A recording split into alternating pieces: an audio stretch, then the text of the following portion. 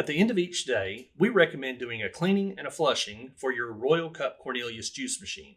In order to do that, you want to make sure the door is unlocked.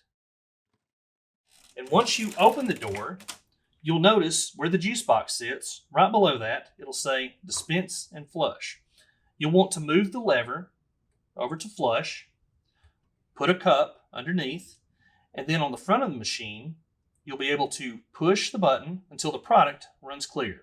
Once the product runs clear, you should be good to move it back to dispense so it's in use for the next day. We also recommend removing the nozzles and the static mixers to clean those.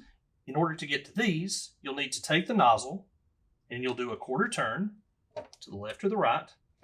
And then what you'll do is you'll pull straight down. You might have to wiggle a little bit, it might be sticking. And once that's taken out, you can remove the static mixer and the nozzle. Be sure to wash these in nothing but warm water.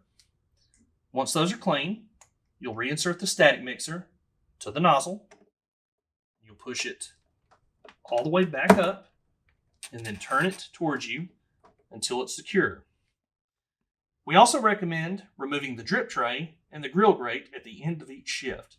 You'll remove that, empty the contents, wipe it down with some warm water, and you should be good to go. If you need any further instructions on how to do this, there is a daily flush and cleaning of the machine located on the inside of the door. If you have any issues after that, feel free to reach out to us.